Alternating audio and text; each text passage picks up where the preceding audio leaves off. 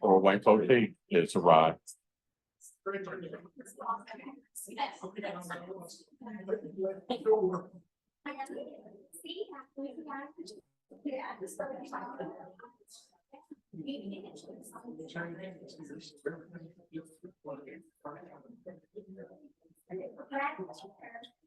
Yes. Troy, Wayne, find a seat. Yes, sir. That way I'll be able to direct questions toward you. Before we get started with my remarks this morning, let me say, first of all, that I apologize for showing up here on Aniawea on Indian time. But Donna Clark took me up to the Talbot Library and Museum. And the next thing I know, I was nailing some stuff up on the wall. I had to repaint 2 rooms that were up there, and I changed out the toilet paper in the men's room. Jack, you know, our guest of honor, he had to come round us up. Of course, Anna Smith was there, and she's busy trying to deplete the entire book inventory at the library here today. And I've had to co-sign for all of her purchases. So it's been kind of a difficult time. First of all, before I get started in my remarks again, just let me say how honored that I am to be here today. And I cannot think of another place on the face of the planet where there is collectively a group of people who know more about Cherokee heritage than is in this room. Jack, who else would we have? Who else would we have? See, this is it. This is it.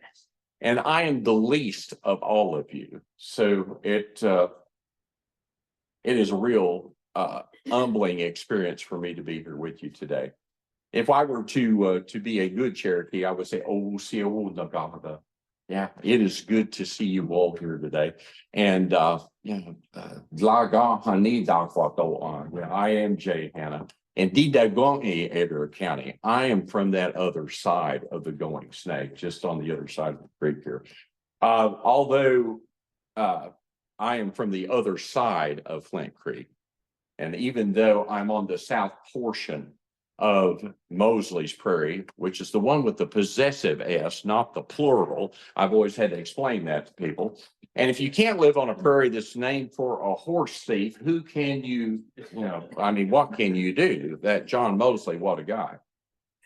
But I am no stranger, ladies and gentlemen, to this community. My maternal grandparents, when they lost everything that they had accumulated between 1919 and 1926 in the oil fields of the Osage Nation, they had to liquidate everything. Now, my grandmother always referred to it as we lost it all when the slump came. And as a child, beginning to read about history, I thought, well, she's talking about the Depression. But my grandmother kept talking that it was in 1926. And I thought, well, now I know that we're usually laggers in Oklahoma behind things. So I didn't know that we were on the front side of the Depression until I determined that the slump was in fact brought about by the discovery of the Seminole oil field. My grandparents, my maternal grandparents, were in the oil business. They were oil field servicing people. They worked for Big Maggie, the Magnolia Petroleum Company. And when the Seminole field came in about 1925 and early 26, it produced so much oil, it depressed the price of oil internationally. And so suddenly, if oil prices are down, just like today, oil companies will say, well, tell you what, we just won't drill anymore. And all those contracts were ended.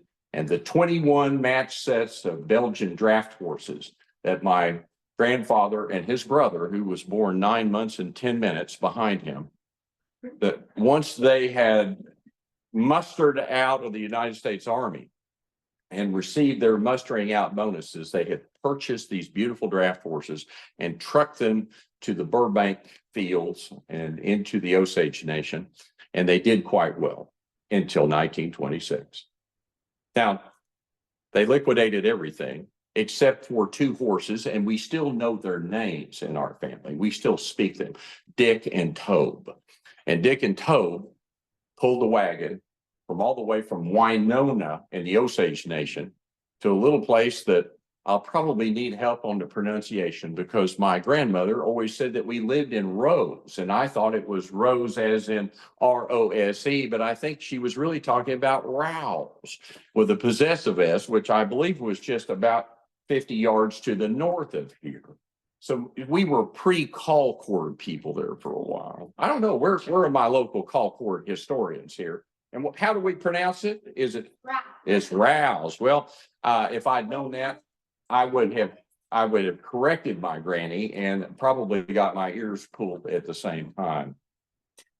My grandparents, though, later on would talk very wonderfully about living in this community, the neighbors, the neighborhood, the farmers that helped them through when the Depression actually showed up in 1929. They were still here, and ends were hard to make in those days.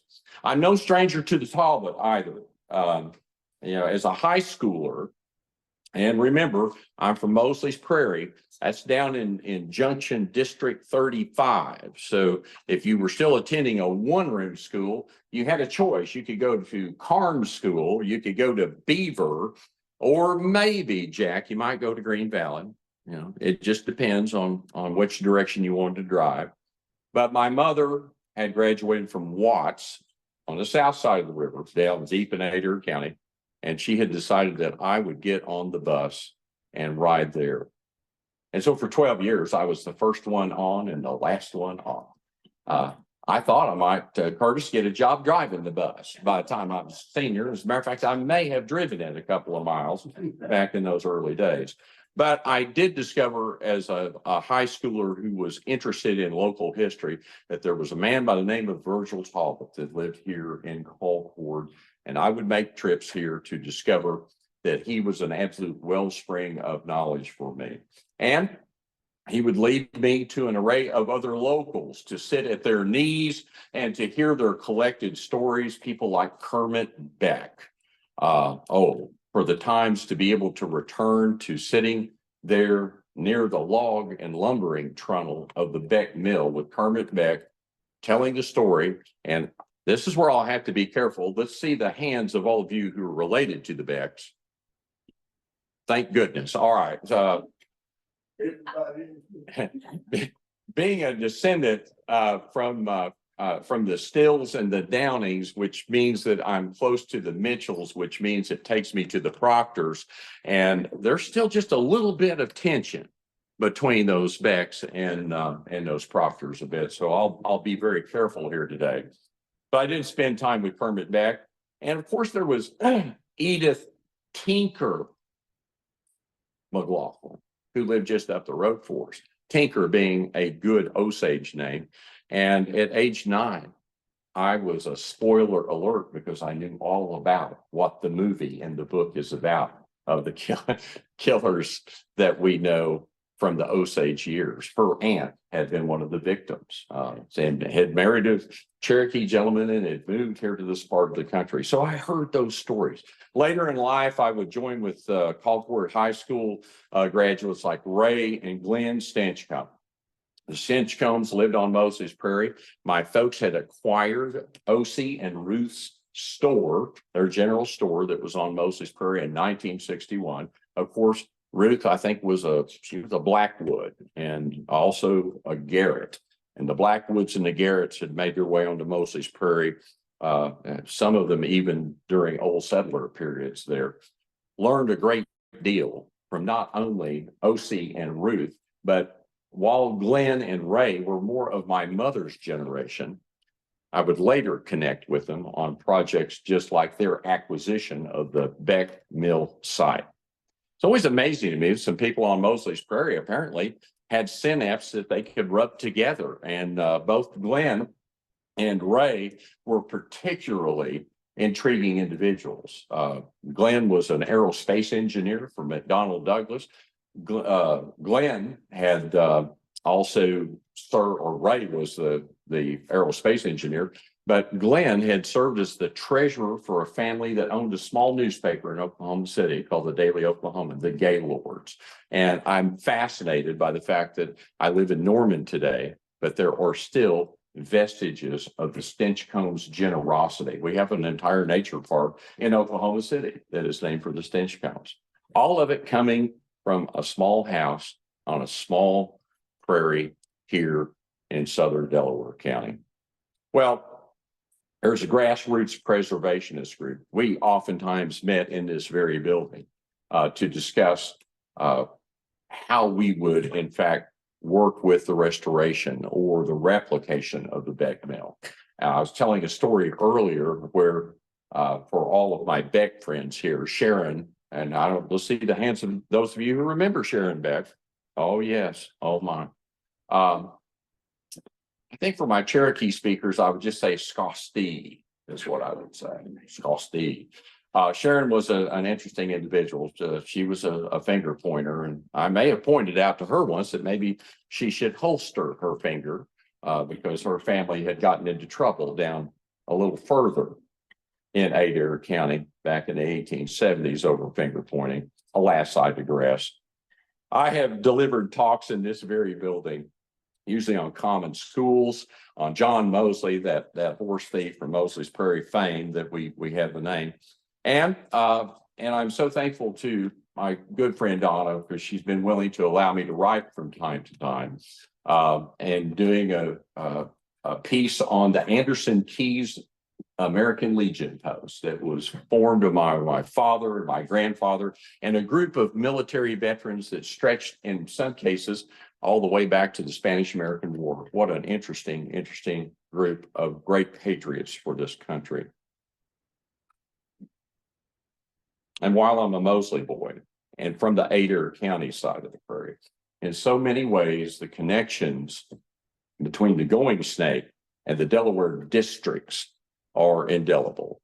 You know, back in the 1830s and 40s, as the Cherokee Nation was beginning to assign their districts for the nation and to lay out the actual boundaries, it seemed natural that Flint Creek would in fact be one. But the families on both sides of that creek in both of those districts, well, here today, I will find many Gohusti Adonis. There will be many cousins that I will find here today.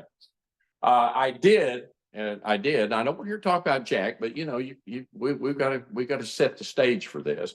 I may have been the guy that convinced the state highway department to put Mosley on the state map, and did that in 1985. Now, for the out-of-towners here that are kind of, well, and you know how these maps work, there's letters across the top and there's numbers down the side, and it's right here.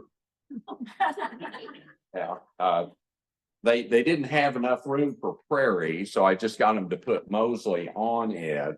And of course, we have highway signs down there as well. For a while, I thought they were going to be on the same pole, but they are in different poles depending upon which direction that you're driving. Probably the greatest piece is that when the transportation department said, well, Mr. Hanna, we put Mosley on the map again. I think it had fallen off shortly after we lost our township, and our school district there had to be the center of the universe. We lost our post office, I think, in 1921, and we've been sort of on the downhill drag since then there in Mosley. But the fact is, with the highway signs, they said, well, would you like for the governor to dedicate these? And could you get an audience together? And I said, why, yes, I can. And so there were 8 of us standing in the bar ditch on the day that a very large black Lincoln Continental pulled up, and George Nye, the governor of the state of Oklahoma, stepped out of the back and in typical George Nye fashion, held his hands out. He said, people of Mosley, I was born not far from here. Which was fascinating about George, because he could be in the panhandle of Oklahoma and he would go, people of Guymon, I was born not far from here. He was always born not far from there. The entire ceremony took a grand total of 2 minutes, and they had draped burlap sacks over the signs, and he had a highway patrolman to yank it off, and he says, peace be with you. Got in the car and drove away. It was a great day for Mosley. Great day. I believe that a sense of place is absolutely critical for us. I'm amazed of people that I speak with, and I always ask the question, where are you from? And people will, well, what do you mean by that? Well, I know where you are now, but where are you from? Because it's only there that we begin to unravel who people are and what they're like and what their backgrounds are. And sometimes, as long as you can find cousins this way, and you suddenly you can say, well, wait a minute, we're related to the Still family. And so therefore I will borrow money for you for gas on the way home today, because that's what cousins are supposed to do.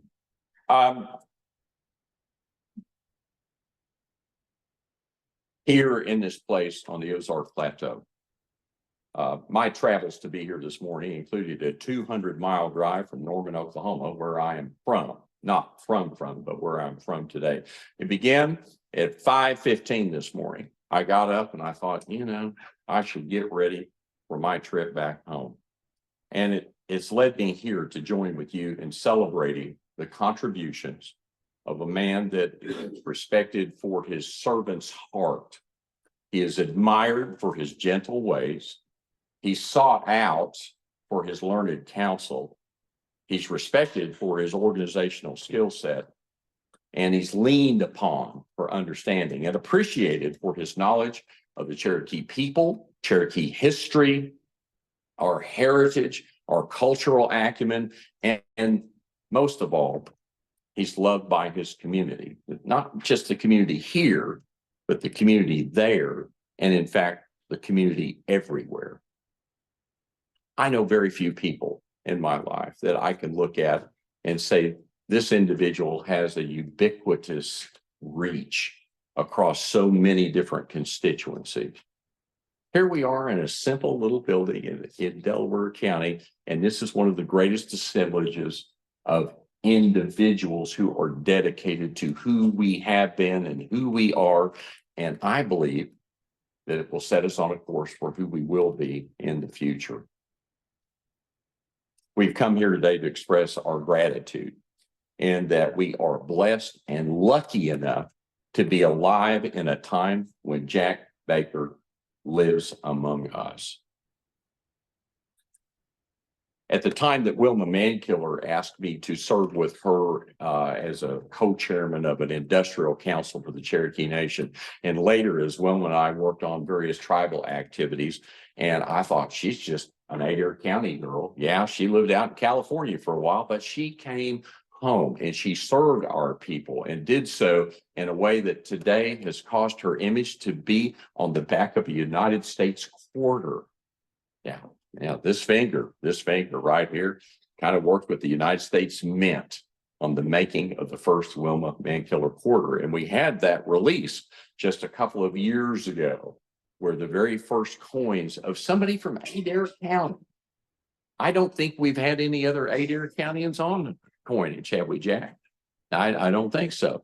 Now, maybe that Seguin, but that's Sequoia County. I guess they had bragging rights before we did. The fact is, though, is that we in this room, for the man that we're here to honor today, you see, I believe that we are blessed and we are lucky to be alive at the time that that man is. Sometimes, just like our passage of time with Wilma Mankiller, just like our passage with W.W. Keeler, our passage of time with other great leaders of our people, we should not just see them as someone at a distance. We should see them and hold them close to us. I've always been fascinated with the teachings of Black Elk of the Lakotas. I've always speculated, Jack, that if we really did a family history, if we got David to help us with it, maybe Black Elk was really part Cherokee after all, because he said some phenomenal things. His view of the world paralleled, oddly enough, the teachings of our own people. He told us that the sacred hoop that constitutes the universe and its many communities, he said everything an Indian does is in a circle, and that is because the power of the world always works in circles, and everything ties to be round, and the sky is round and the earth is round like a ball. And so are the stars. Birds make their nests in circles, for theirs is the same religion as ours.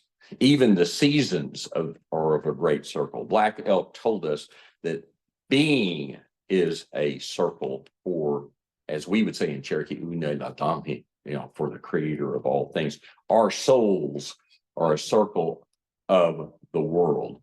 And those circles invite humans to gather, just like we are here on this bright morning in July in Delaware County. Black Elk tells us understanding must be of the heart and not of the head alone. This brings peace upon the earth, not only among people, but within them and between the whole of the creation. I've always been fascinated that we believe as a Cherokee people that we're not to rule over this dominion. You see, we are part of it at parity with the animals, with the plants, with the sky above and the earth below. To do these things, we're required to know our past, we are required to know our present, and thus, more clearly, we are able to see our future. Now, my circle with Jack Baker is both large and small. Utan Squista. Our ages are thinly separated by a decade plus, but thus our early lives in the same county were separated. Not just a handful of miles, but by enough time that, Jack, we didn't go to school together in the first grade, did we? No, we did not.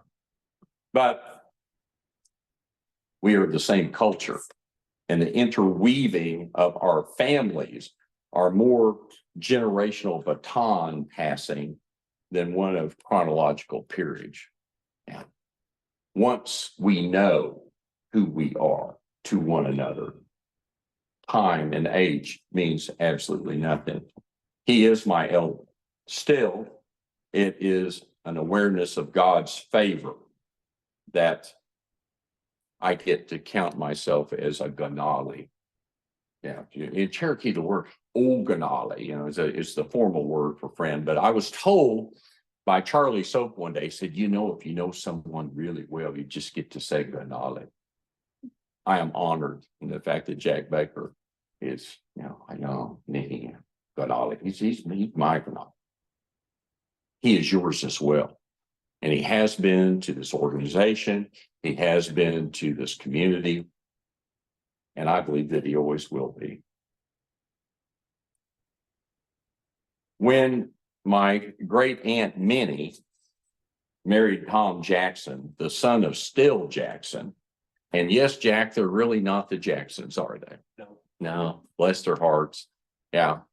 I'm an unpopular man at family funerals because there's a great possibility I will blurt out the truth, David. And we were there at the Long Prairie for the burial of one of my cousins. These are Cherokees that are expatriates. They have gone off to Arizona, but when my cousin Hugh had passed away, they wanted to bring him back to Long Prairie so that he could rest next to my great aunt and to his mother, and to his father, and to his great grandparents as well. I think Still Jackson is buried there. It was there that I had to tell the entire assembled family of about 40 people that, oh, by the way, you're really not the Jacksons, you're really the Rails. And I think I've not received a Christmas card from any of those cousins since. They were worried they were going to have to change their names and their driver's license. I said, oh, no, it will be all right. Everything will be fine there. But when my great aunt Minnie married Tom Jackson, son of Still, and they settled on the Jackson allotment in Chewy, Jack's family, they were close neighbors. And so when I look at the photograph that we have cherished in our family of Jack's uncle, and therefore your uncle, Mick Hogshooter, who was at age 16, and apparently they had been fishing that day because his overalls were rolled up to his knees. But the cool part is that he was holding my mother in his hands at about 4 or 5 months old. You see, while Jack and I didn't go to the first grade together, our families have been laminated, probably dating all the way back to the removal, dating to a time when we decided that Chewy would be a good place to be. Close neighbors, close neighbors. Even with all these connections and the depth of relationship, it reaches back, obviously, to the Trail of Tears. We have common roots. Everyone in this room, we have common roots, we have common ties, and our people have seen common trials. But at the same time, Curtis, we teach that we have common perseverance. The very reason that we are here today is because we stand on the shoulders of people who refused to surrender, to strive, to challenge, to the randomness of what happens to us all. Still, it was not until the spring, I believe, Jack, around 1994. I think it was the spring of 1994. I had moved from Tahlequah to Norman. I was working in downtown Oklahoma City, and this pesky guy by the name of Jack Baker, who was an operative at the Oklahoma Historical Society, I discovered, he invited me to address a group in what is today the Oklahoma Supreme Court building. It was the Oklahoma Historical Society building. I can take you to the exact spot, Jack Baker. I don't know, your memory may be failing now, but I can take you to the exact spot where I walked into. It was the theater there, and still a theater for the historical or for the Supreme Court. And someone said, "I'm Jack Baker," and I said, "I'm Jay Hannah," and we immediately started down a conversation that almost paralleled, "Where are you from?" And as soon as the word Chewy came into the conversation, Jack, we're still here. We're still here. He'd wanted me to talk about my grandmother's family. My grandmother was Gataya Star, and the Stars are both famous and infamous in the Cherokee Nation.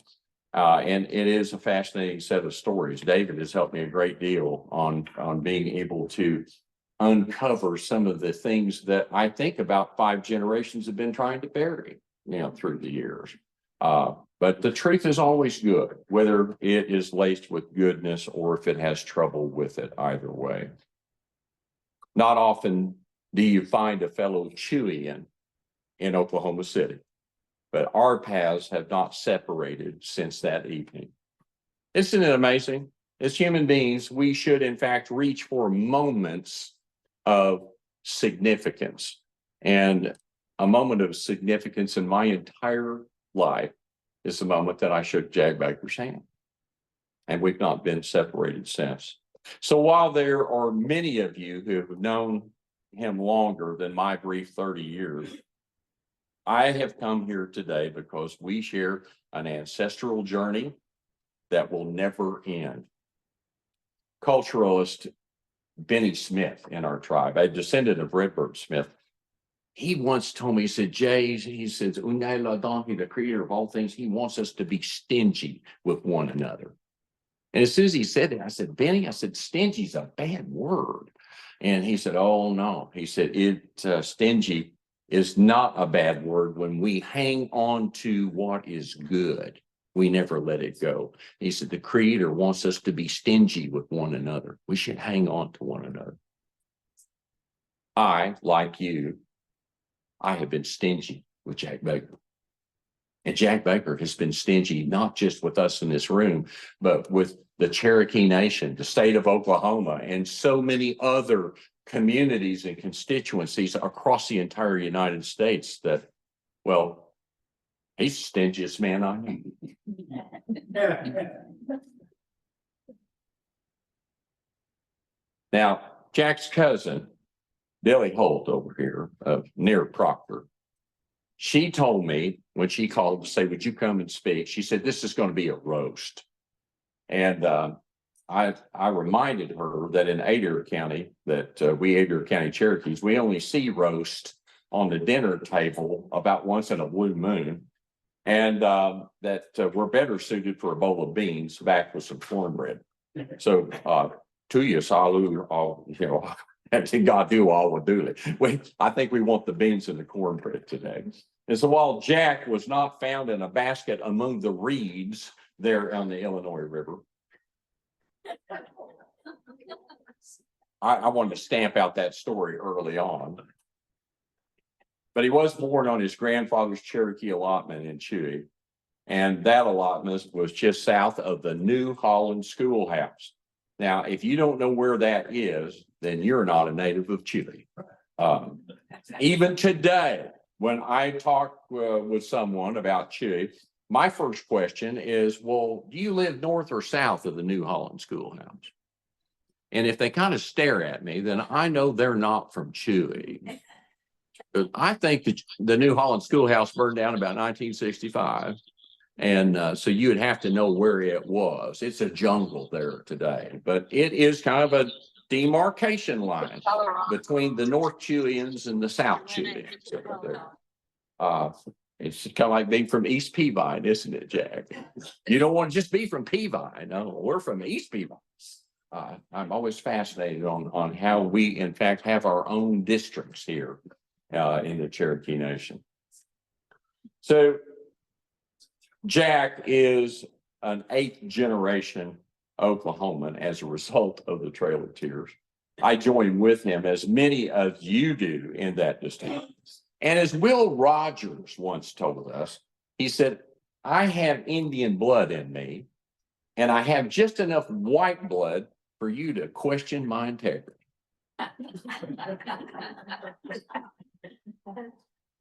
Will also told us that a man only learns from 2 things.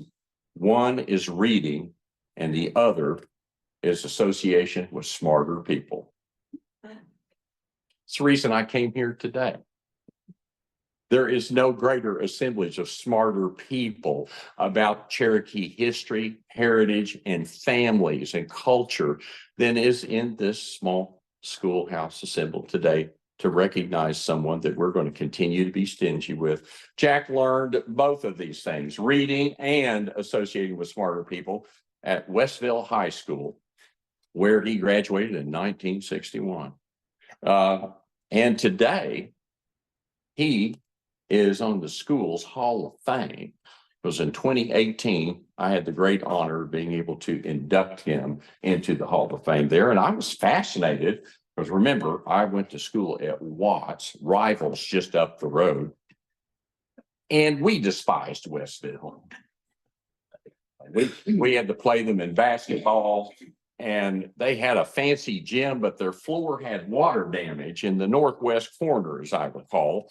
And as you would put the ball into play, suddenly it was no longer man-to-man defense. The entire team would trap you into the area where the floor was uneven. And it was like trying to dribble a basketball at a fun house at the carnival. The ball would automatically go out of bounds and they would get it back. They're cheaters down there in Westville. But they're smart people down there in Westville as well. One of Jack's upperclassmen was United States Navy Rear Admiral Jack E. Buffington.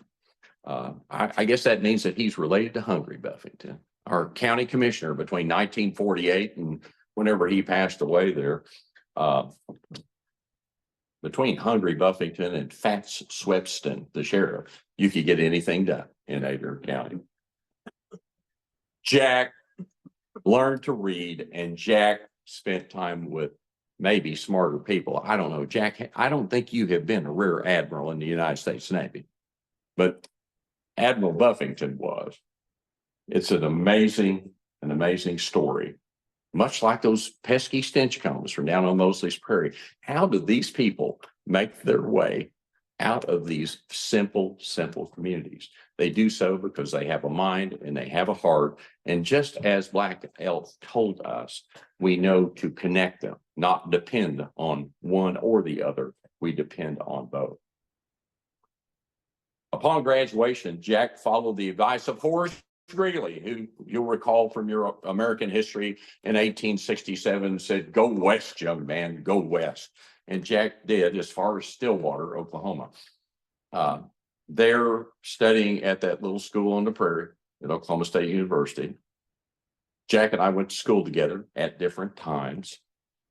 And he successfully graduated in 1965. They actually gave you a real diploma, didn't they? They did. Now, after that, we're a bit uncertain about Jack's life. We're a little confused on that. We don't know if he returned to Adair County after graduating at OSU and professionally picked strawberries. He may have, in fact, been noodling on the Illinois River, probably wearing his Uncle Mick hog shooter's overalls rolled up to his knees. And there's a possibility in 1965, he may have been the source of the fire at the New Holland Schoolhouse. These are things we do not know.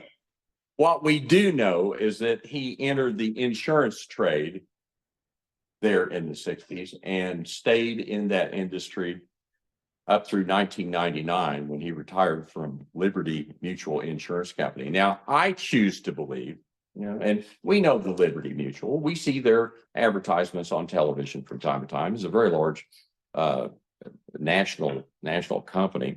And I choose to believe that it was Jack that suggested to Liberty Mutual's advertising department to invest in an emu and create those commercials that we see. Remember the emu kind of a thing, and that other Doug fellow that's out there? I think Jack is the one that convinced them to buy that emu. And being a good Chewy boy, he probably told them if the emu didn't work out, we'd be able to fry that up and serve it on Sunday and invite all of our cousins. But across his tenure in the insurance business, Jack was not all business. His passion for history, for family heritage, and what at times still seemed like an unending search for the truth and understanding of the deeds, decisions, disagreements, and the dreams of Cherokee families. All of these pointed his talents toward the preservation of our collective past together. Not often do we find folk that are dedicated to saying, this will be my passion. There are people that they want to play golf, they want to do fly fishing, I don't know what they want to do. Seldom do we see people that step forward and say, I will dedicate myself to the research and to not just to be able to list people's names, but to understand their lives, their challenges, and to communicate that to a modern generation. In 1996, he helped form the Oklahoma chapter of the Trail of Tears Association and was elected as its president. Now, in that leadership role, he started a program for marking graves of those who had come on the forced removal of the Cherokees during 1838, 1839. Curtis, I don't know the number, but I suspect that it's probably approaching 200 graves that have been marked, which means that not to be able to put that badge of respect on the headstones of those Cherokees that survived that forced removal, we have to know their families. And I've attended these events. Troy Wayne Poteet and I stood at the Johnson Cemetery. That's the Johnson Proctor Cemetery. We just call it by its first name. We stood there not too far from Zeke Proctor's grave the day that plaques were being attached to the Mitchells and to the Downings and to the Proctors as well. And we marveled on the fact as we looked about of all of the people that had come together for that ceremony, that in many ways, it was their first time to meet one another. It was like that moment of meeting Jack Baker.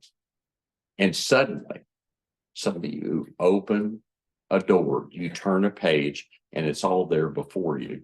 And you're a part of something bigger than what you were before you met these individuals. That, I believe, Curtis, has happened at almost every marking that the Oklahoma chapter has officiated. and will continue to do so. And families will be reunited once again, and we'll be able to, in fact, make those connections that we have with one another. And that is a design purpose of Unai Ladani. I believe this. Moreover, simple act of respect and remembrance has, I believe, brought hundreds of family members together. And as I mentioned, some who did not know that one another even existed. All of that to respect the shoulders of the ancestors that we all stand upon. But more importantly, to be stingy with one another again, to hang on to the goodness that we have. This program that was established through TOTA, as I like to call it, has enabled Cherokee descendants to discover the personal connection to those who walked the trail where they cried, so that we cannot allow the incursions into our sovereignty or into our culture that we saw during those difficult times. Jack became the national president of the Trail of Tears Association in 1999. Probably it was a good thing, since he had just insurance business, and now he had even more time on his hands. Only 12 more years to match the tenure, I guess, Jack, of Principal Chief John Ross. I mean, you've been the president of the Trail of Tears almost as long as John Ross was Principal Chief. And there,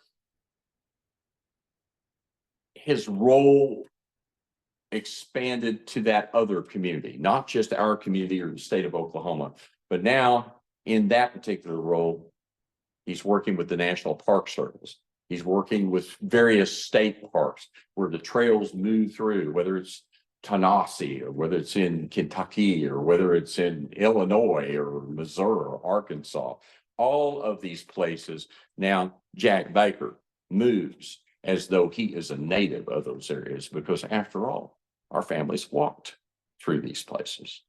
And we know that it was that journey that has become an indelible point in our history that caused us to pause and know who we are as Cherokees.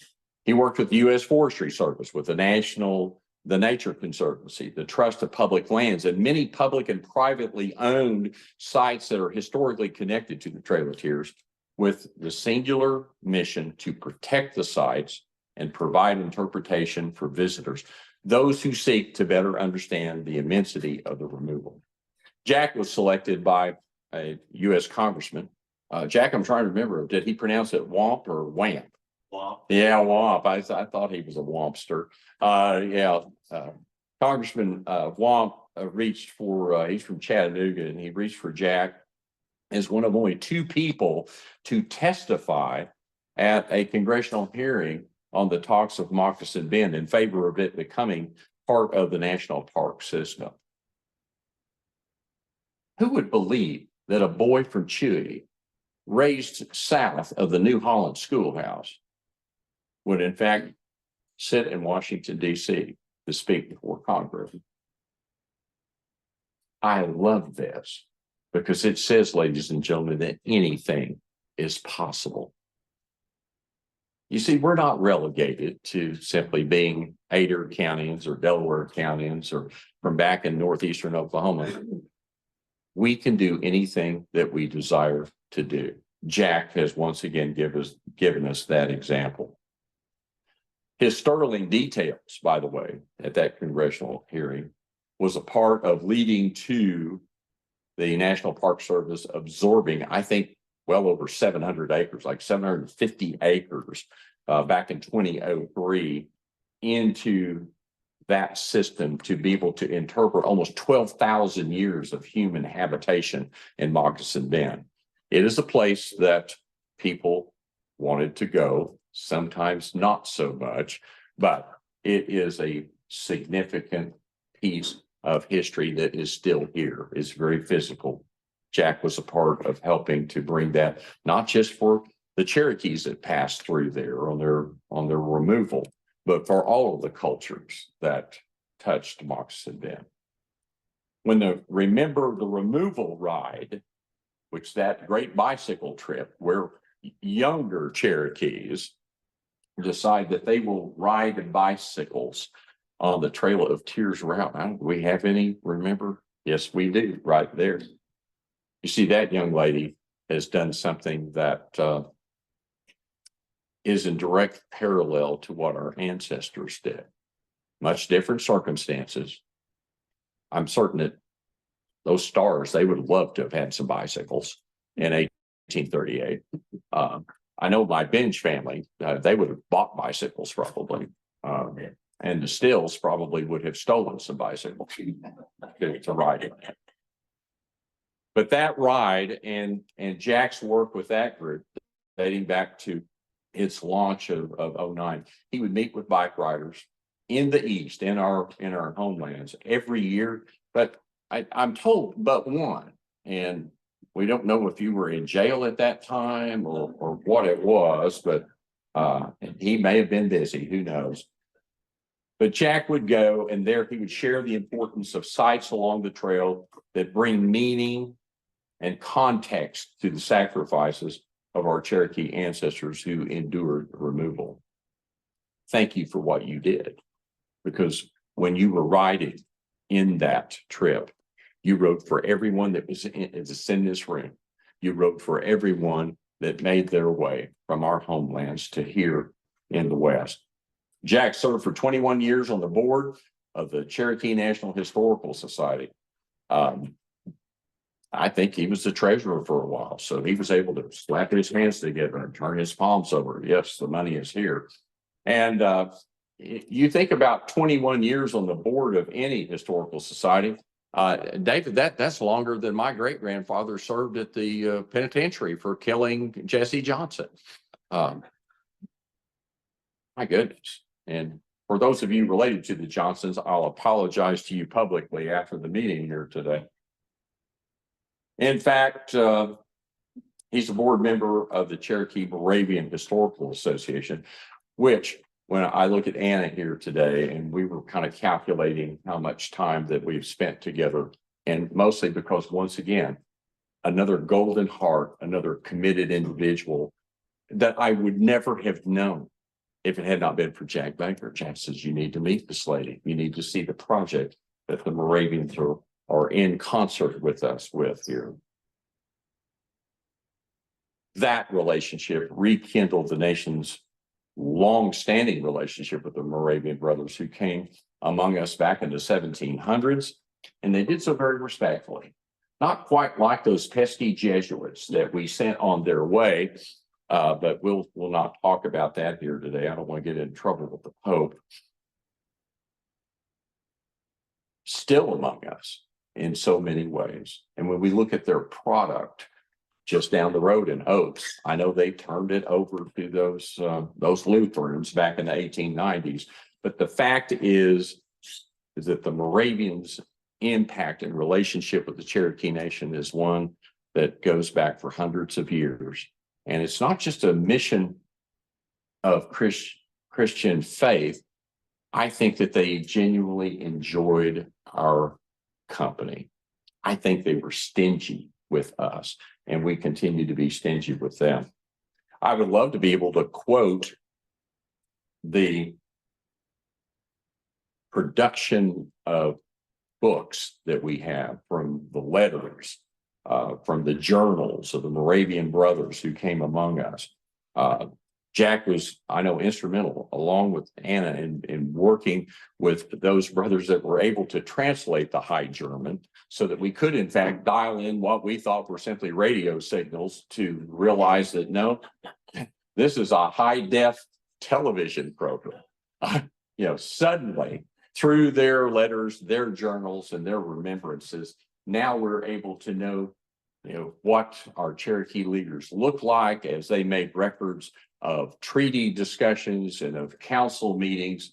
Those Moravian brothers, a bit of OCD there probably on their part, somewhat anal retentive to go out, but thank the good Lord that they did, because we Cherokees now have a word for word and very vivid description of what our people were about at that time.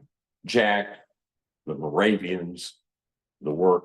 What's the count of the books these days, Jack?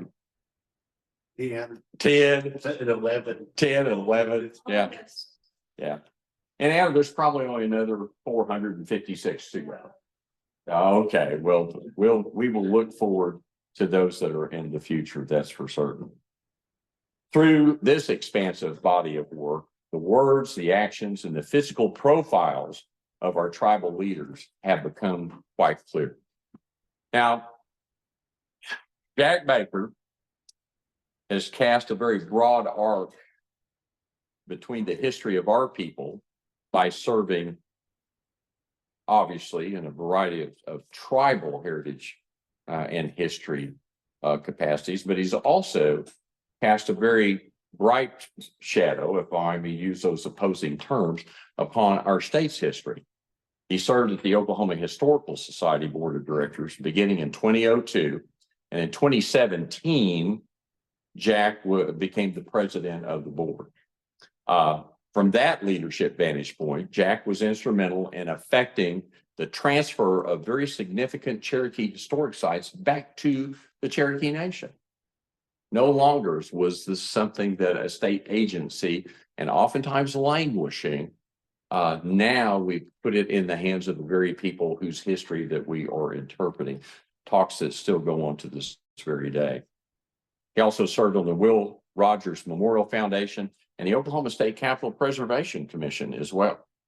Jack, it's amazing what you can do with $125 million, isn't it? It is. But it is an impressive building, and it is a building that we citizens, as dual citizens of being Cherokees and Oklahomans, should take a great deal of pride in. It is a beautiful building today.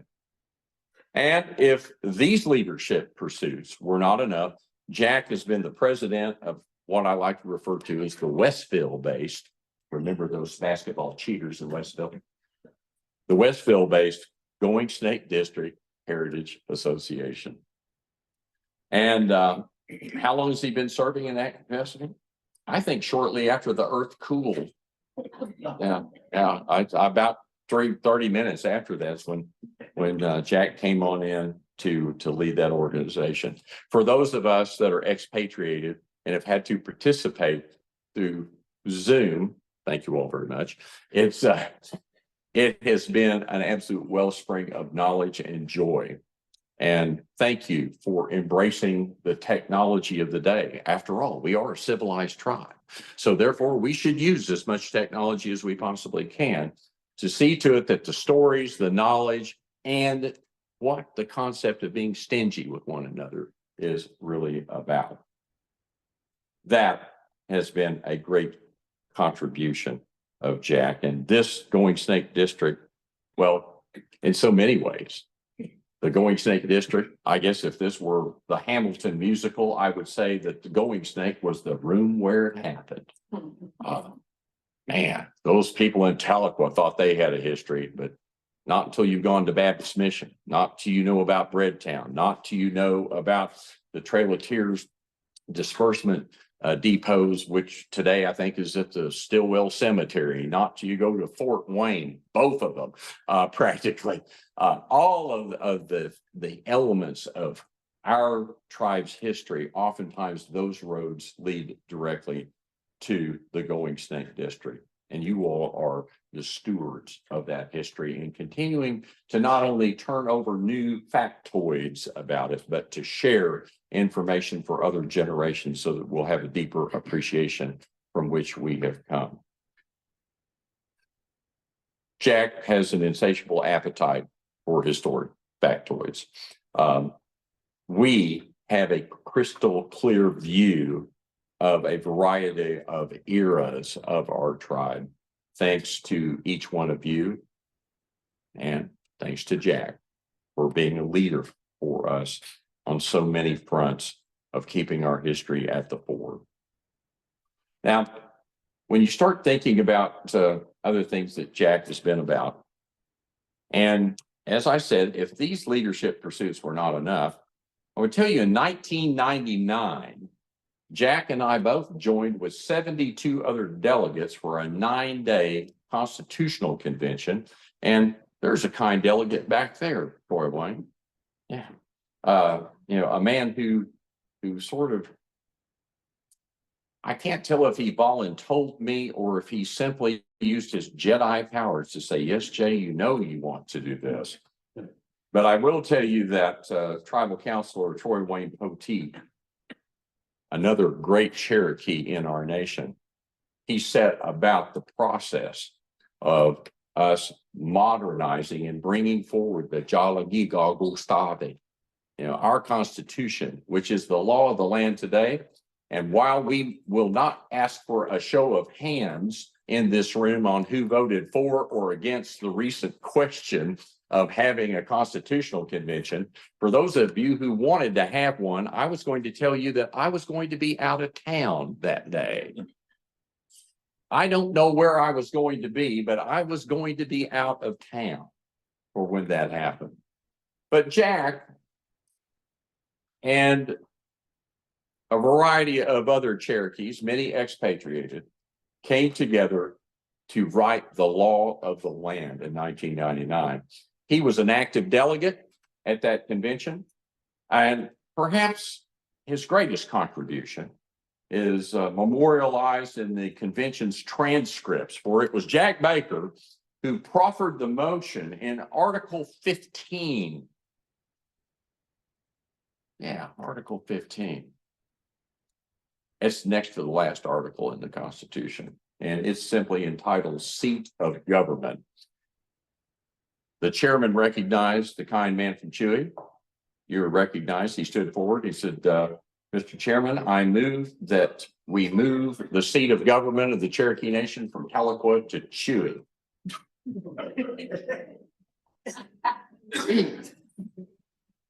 Now, remember, we have been in convention for 9 solid days at this point, and there had been some very stiff dialogue that had gone on. I think there were a few tears. There were no fist fights, no ear biting, no eye gouging, but we did come close to it a couple of times. And I kept thinking we need a bit of levity, so I allowed a second to actually be recognized. And I think for a moment, we came this close to Chief Hoskin having to decide if he was going to work north or south of the New Holland Schoolhouse. But I will tell you that the chairman of the Constitutional Convention did a masterful parliamentary procedural move, and the capital of the Cherokee Nation remains in Tahlequah today. And that procedural move was pretty good. Look, a squirrel.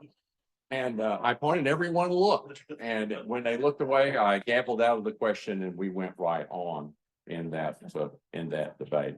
At that point, in the order of our convention's tireless work, all of the delegates needed a good laugh, and Jack has always been ready to promote a smile, no matter where he goes or what the topic is. With the Constitution's implementation in 2006 and the addition of 2 at-large council seats, now total of 17 in the Dinalawigi.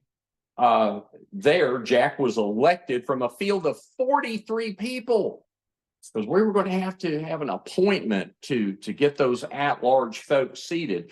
And some raised their hands, and some probably said, oh, I'm the best choice for it. Jack, I don't know that you had a big campaign for please appoint me to this, but once again, it was kind of a voluntold element here. No. Of all of the people who would want to recognize or be recognized in one of these 2 seats to represent at-large expatriated Cherokees, we wanted Jack Baker. And Jack Baker did a great job for us at the council house. There, when you look at the configuration of our districts, it's no longer just the Goingsnake District.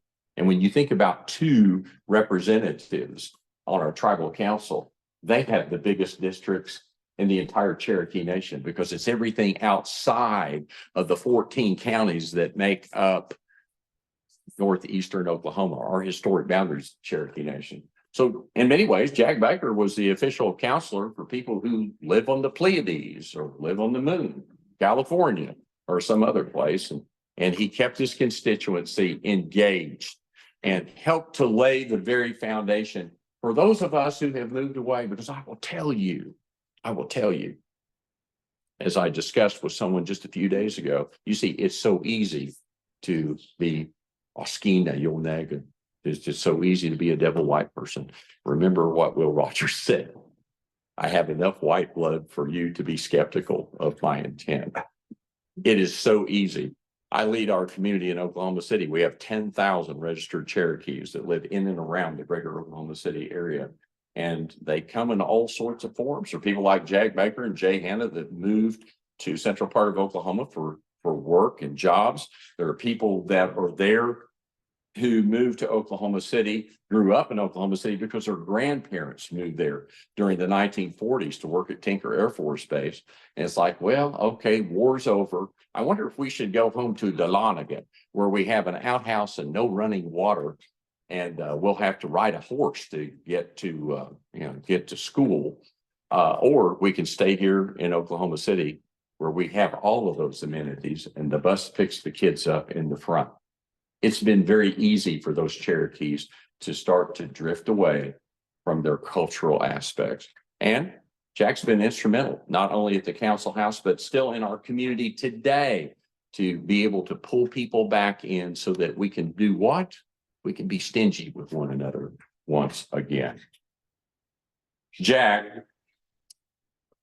subsequently was elected to the tribal council in 2007 after his initial appointment, and again in 2013. And he served until he was term limited in 2017. His service to the Cherokee Council House is storied and punctuated with thoughtful debate, contemplative deliberation, and useful legislation focusing always on one thing: serving Cherokee citizens. I love that about Jack's time at our council house, because every decision that he made, every vote that he cast, every legislation he either authored or was in support of, always asked the question, will this benefit the Cherokee people? Will it make us happier, healthier, better as a people? To recite a complete list of Jack's publications, his papers, his presentations, his research compendiums, his book edits, his forewords, his scholarly contributions, documentary advisories, his awards and recognitions would require more than several pages. And since I have come to speak and you have come to listen, and several of you have finished before I have, and yes, Anna, I've been looking at Jack and mentioning his name so he doesn't go to sleep like he did during your presentation.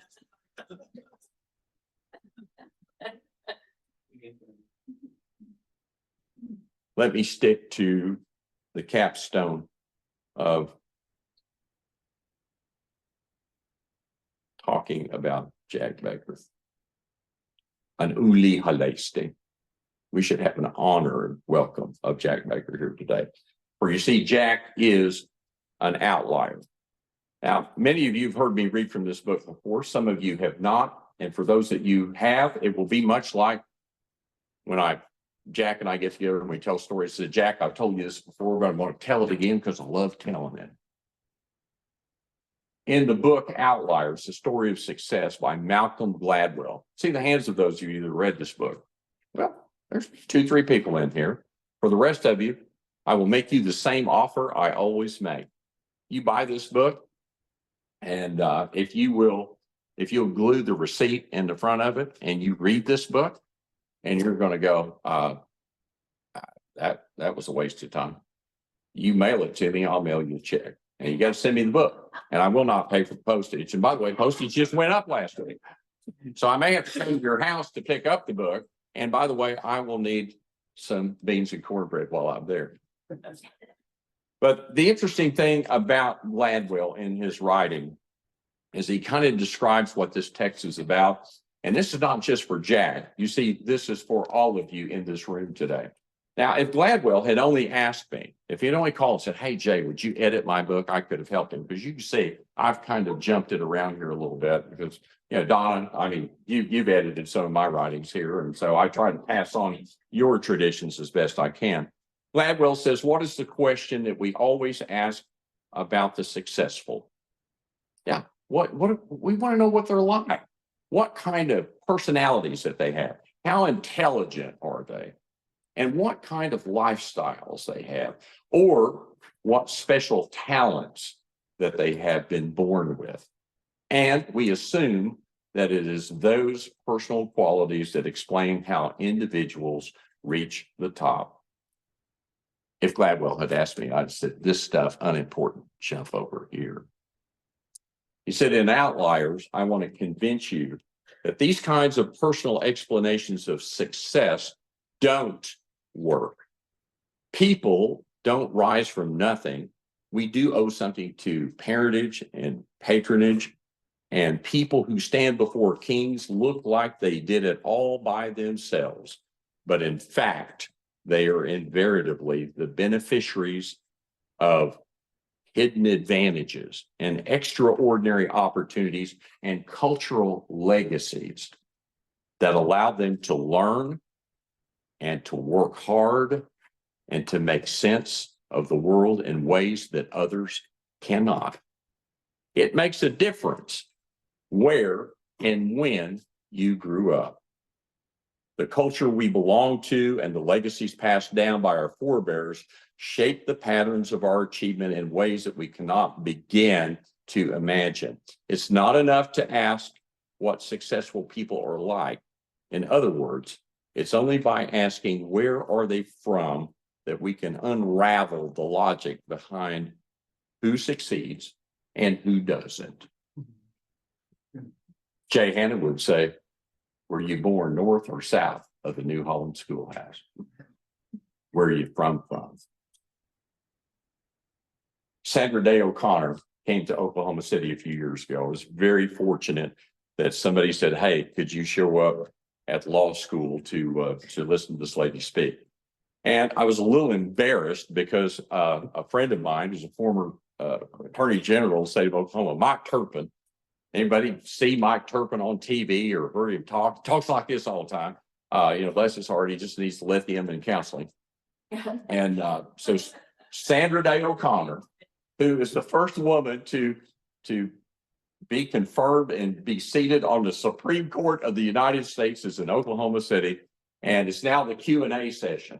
And she said, I take questions. And Mike Turpin jumps up and he says, Sandra Day O'Connor says, you're the first woman appointed to the Supreme Court of the United States. And I'm thinking, please, Jesus, don't let this go awry. Mike goes through this, practically her entire resume. And then he gets down and he asked a simple question of her that I kept thinking, I can't believe he just asked that. He said, Sandra Day O'Connor says, what's the secret to success and happiness? And I thought, oh, man, I was shocked.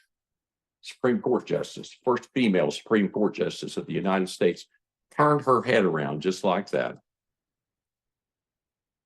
And she said, that's easy. I'll sum it up in 3 words.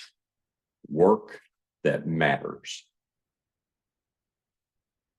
3 words. Work that matters.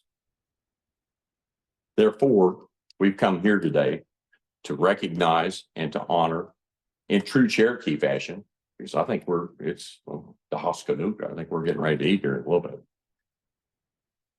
And we're simply going to say that Jack Baker has been doing work that matters. He's joined with each one of us, each one of our organizations that we've listed here today, each one of the places that he's gone. He has been about work that matters. So as Cherokees, Jack, we should just say, Wado'oganai. We should say, thank you, my friend. Because you have not only been a dedicated steward of our history, I would confidently state that you have become an essential part of our history. Your name, Jack Baker, and may you live for many decades to come, but I confidently predict that 100 years from now, There will be an assemblage of people right here in something called the Goingsnake Heritage Association. And there will be people that will be talking about the work of Jack Baker. And he was born near the New Holland Schoolhouse. We are blessed to sit at your social fire, Jack, to hear your stories, to learn of our past so that we might live the design purpose that Unela Donhe, the creator of all things, wishes for us. As Benny Smith told me, it's Kaleho Anehan. Kaleho Anehan. It means, it translates to as a whole they live. As a whole they live. What a day for us to come back to Delaware County and to sit here as a whole, together with one another, to honor someone that has given so much, someone who's been dedicated to work that matters, for us to once again be stingy with one another the way we're supposed to be. Ladies and gentlemen, he's the kind man from Chewy. He's Jack Baker.